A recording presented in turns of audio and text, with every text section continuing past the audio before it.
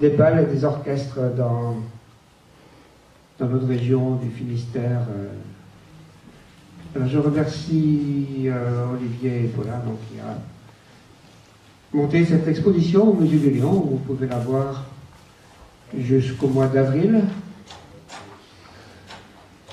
Exposition qui s'enrichit tout le temps. D'ailleurs, je crois qu'il y a toujours des nouvelles choses qui arrivent, tant qu'il y a de la place pour les mettre. Et qui va donc présenter ce travail cet après-midi. Ceux qui veulent d'ailleurs continuer à suivre cela, il y a un superbe livre très illustré à la sortie. Je remercie également Guy Menut, que beaucoup de monde connaissent ici, qui a dirigé l'école de musique à l'Esnevin pendant des années, qui est toujours à la chorale, hein, je pense. Ah oui. Ah, bien sûr. Et Claude Abalin, de la Lyre Esnevienne, pareil, qui ont tous deux joué dans des orchestres au niveau de ces bals populaires et qui vont sans doute raconter bien des petites histoires, des anecdotes et rappeler des souvenirs à beaucoup d'entre vous. Bon, à l'Esnevin, c'est un peu normal que ça se présente, parce qu'à l'Esnevin, on avait une salle qui était mondialement connue, surtout au niveau maritime, le Capri. Et merci Jean Pichon de venir nous honorer de votre présence qui avait négligé cette salle pendant très longtemps. Bien, donc je ne vais pas prendre la parole plus longtemps, je vous laisse Olivier, Paula, présenter un petit peu cet après-midi et projeter quelques-unes des photographies qui sont dans le livre et dans l'exposition. Bonjour à tous. D'abord, je tiens à remercier la mairie d'Esnevin d'avoir accepté de prêter ses locaux pour faire une exposition sur ce thème des balles. Parce qu'il y a pas mal de personnes qui ne voient pas trop l'intérêt à la base de ce type de sujet, puis finalement, beaucoup comme moi découvrent un univers qu'on n'a pas connu. Enfin, moi, ma génération n'a pas du tout connu les balles. Et du coup, ça a été un sujet vraiment super à traiter. Alors, c'est pas venu par hasard. En fait, j'avais travaillé il y a quelques années sur le rock à Brest, et puis j'avais rencontré plein de musiciens de génération avant moi, avant la mienne, et puis qui me parlaient des balles. Ils faisaient du rock, oui, mais dans les balles. Du coup, c'était intriguant de voir comment fonctionnait le bal dans les années 60. Et voilà, les concerts, c'était pas tout à fait des concerts. Et après, j'ai travaillé sur le Vauban. Là, c'est une salle de bal, la Redoute, ça s'appelait dans les années 60, qui était le temple du rock, mais aussi qui a accueilli beaucoup d'orchestres plus typiques, plus musettes d'autres jours. Si jamais il y avait un siège de la ville, donc il s'était construit en métal, et puis après, ils avaient comblé avec du bois. Donc c'était mais ça permettait d'avoir l'utilisation du métal permettait d'avoir des grandes salles où on pouvait accueillir plusieurs centaines de danseurs. Et puis l'Ermitage, de l'autre côté, qui était un dancing mondain. Alors c'était autre chose, le dancing mondain, c'était réservé aux officiers de marine ou aux quartiers-maîtres. Enfin, quartier-maître pour l'Ermitage, c'est le Stendhal aujourd'hui, en face de Colbert. Donc c'est au même emplacement, ils ont reconstruit après-guerre au même emplacement. Et c'était avec la Brest la Marine, c'était les deux dancings très réputés de Brest, où tout le gratin, les officiers allaient danser, et où des femmes étaient payées pour danser. C'était des entraîneuses, quoi. C'était pas des prostituées, mais bon, voilà, c'était un peu entre deux, vraiment comme les entraîneuses aujourd'hui. Et donc, elles étaient, on leur payait une coupe de champagne et elles dansaient avec le marin de passage qui avait envie de danser. Et après, on pouvait monter à l'étage. Donc, vous voyez, je vais me mettre debout, je ne veux pas être assis. En fait, ici, vous aviez l'entrée du dancing. Il y avait avec la salle de bal qui continuait et l'orchestre était à l'étage ici. Les deux fenêtres qu'on voit là, c'était il y avait une estrade très haute où se mettait l'orchestre, et en face il y avait un autre mezzanine, voilà, je cherchais le mot, où les gens pouvaient manger la nuit. Voilà, ça fermait à 5h du matin, c'était un bar de nuit à entraîneuse Voilà, sauf que l'ambiance est complètement différente des endroits qu'on connaît aujourd'hui. Alors les autres dancing autour de Brest, ils ont un peu disparu, ils ont tous disparu aujourd'hui évidemment, il n'y en a plus des dancing, mais ici vous aviez le casino du Moulin Blanc qui est juste au-dessus de la plage du Moulin Blanc en fait. C'est la route qui passe là maintenant. Donc là c'était très mondain aussi. Puis on avait des endroits plus populaires comme à Sainte-Anne ou au Vieux-Saint-Marc. Les deux là c'est Sainte-Anne. En fait c'est lié aux plages qu'il y avait autour de Brest. Les gens prenaient le tramway le dimanche et le samedi pour aller à la plage, et en allant à la plage, on s'arrêtait au dancing. Donc il y avait des dancing tout l'emplacement de ces dancing à Saint-Marc et à Sainte-Anne. Alors quand je parlais de modernité dans les années 20-30, vous voyez les instruments qui arrivent, l'accordéon se popularise, la batterie toujours très présente. Alors le problème c'est pour le chant, parce qu'il n'y a pas de sonorisation, donc on utilise un porte-voix.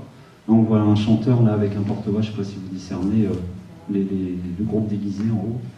Et puis on utilise de plus en plus la voiture, pour ceux qui ont les moyens. Donc les orchestres comme des Villes Duval ou Jazz-au-Duc, comme c'est des orchestres réputés, qui vont dans les grands hôtels de la côte, peuvent se permettre d'acheter une voiture. Ou alors, la solution, c'est d'être taxi en semaine, et du coup, on utilise la voiture pour emmener tout le monde au bal le week-end. Voilà.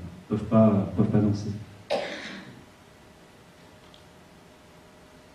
Voilà, et à la Libération, l'accordéon fait partie de ce renouveau, de la liberté. On est libre et on peut jouer de l'accordéon comme bon nous semble. Et du coup, on a pas mal de photos avec les musiciens qui ressortent les accordéons et qui se font prendre en photo.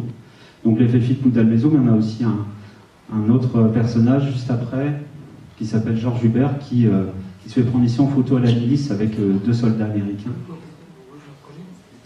Voilà, c'est vraiment la libération. Mais Brest est complètement rasé. Dans la région, il y a beaucoup de destruction. Mais cette liberté retrouvée fait qu'on a envie de danser, on a envie de retrouver les balles des années 30. Les jeunes ont vraiment envie de retrouver ça. Et ça va pulluler. Les années 50, ça va être un vivier considérable d'orchestres et de salles partout dans le Finistère. Voilà, et donc c'est la grande époque du musette.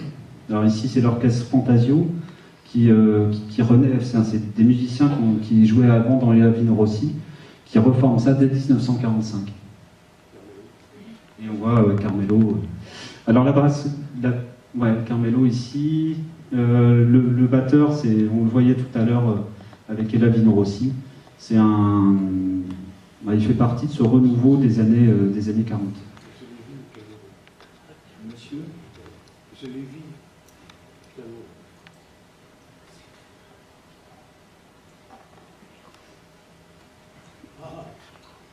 Alors, quand on parlait des dancing détruits, il y en a un qui a résisté aux bombes, c'est la brasserie de la Marine. Mais ça ne va pas résister aux pelleteuses, puisque il était situé, lui, tout près de la place Wilson. Il y avait l'ancien théâtre, qui a été aussi détruit, pas par la guerre, mais par par un promoteur, on voit l'angle du théâtre. Là. Et donc cette brasserie est détruite au nom de la reconstruction. Ça fait moche de garder 2 immeubles d'avant-guerre, alors du coup ils préfèrent raser. Et en 1947, ce dancing mythique chanté par Macorlan, Macorlan en a beaucoup parlé, c'était vraiment l'endroit de l'état-major. C'était les officiers qui allaient là, c'était vraiment l'endroit le plus chic de Brest, et malheureusement rasé.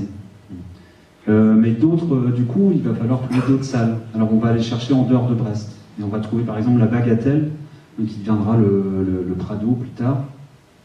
Et puis des orchestres qui se créent sans vraiment de...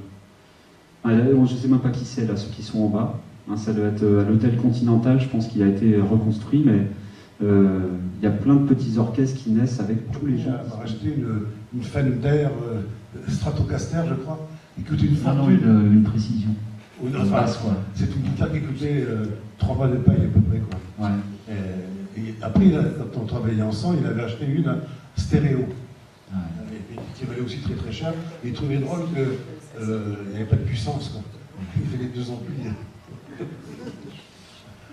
Et là, je me souviens très bien, M. Louise, là, le père.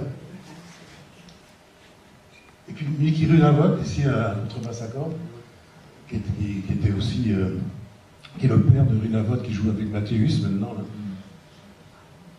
Voilà, c'est vraiment le premier orchestre rock quasiment du Finistère sûr.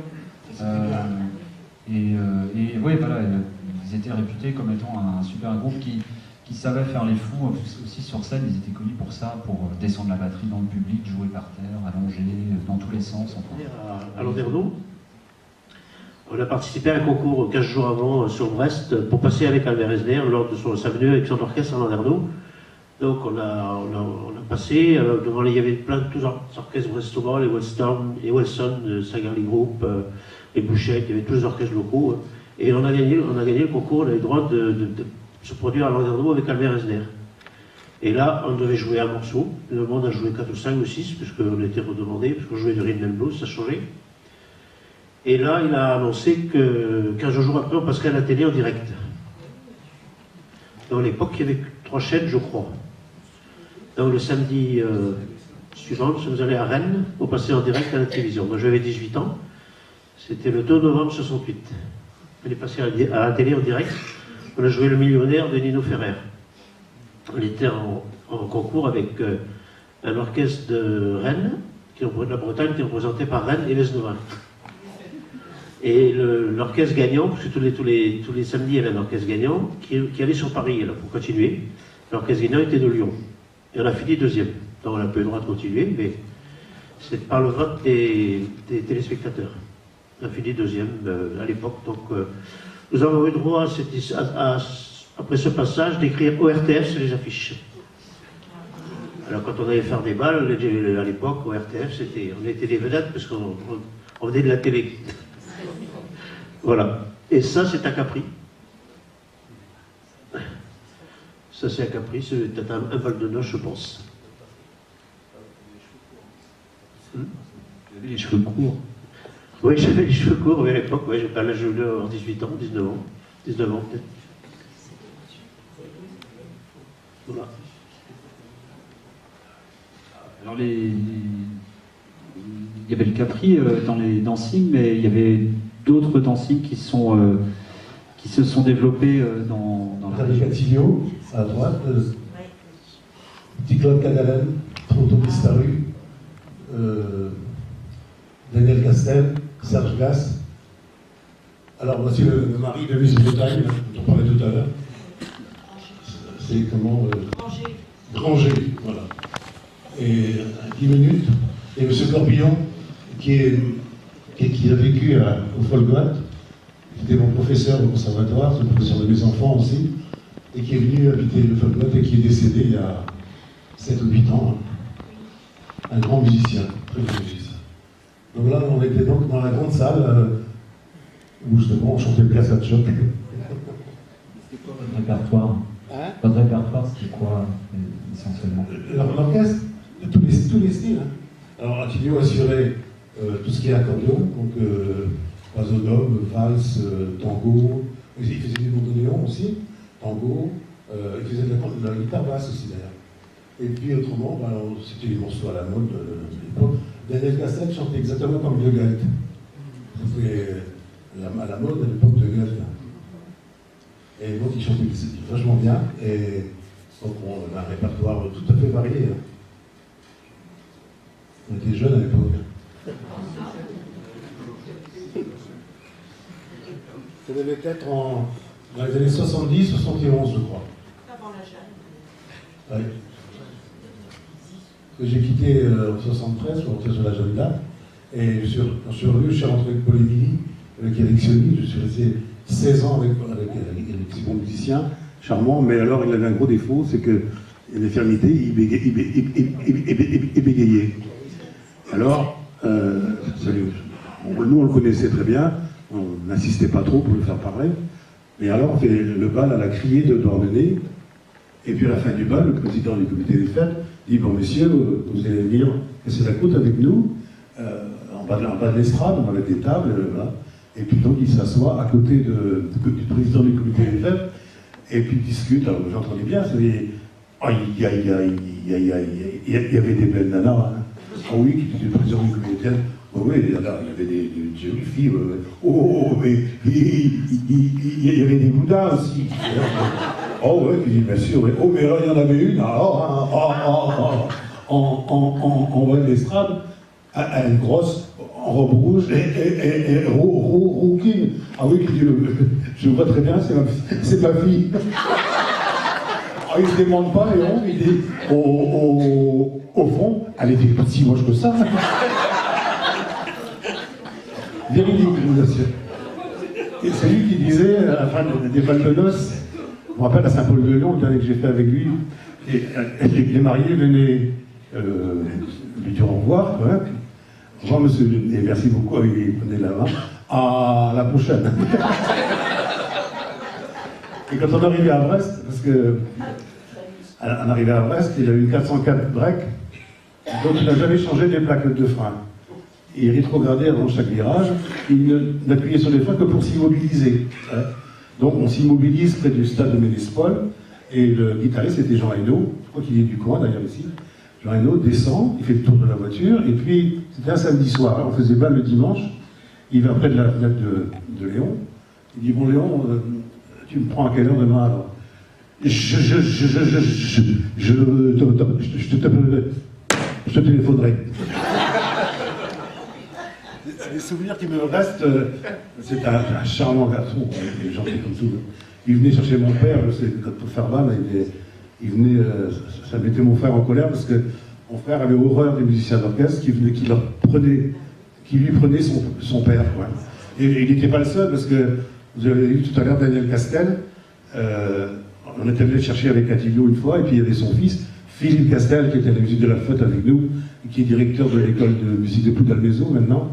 Et je me souviens, il avait quel âge? Il avait 6 ans, peut-être, à l'époque. Il était sur le balcon, et nous on partait dans la voiture, et son père rentrait dans la voiture et dit « Papa, salaud !» Ah ouais, papa, moi, je n'avais pas connu, j'ai jamais trouvé mal que mon père fasse de la musique, donc j'ai été né dans ce milieu-là, et je ne regrette pas d'ailleurs.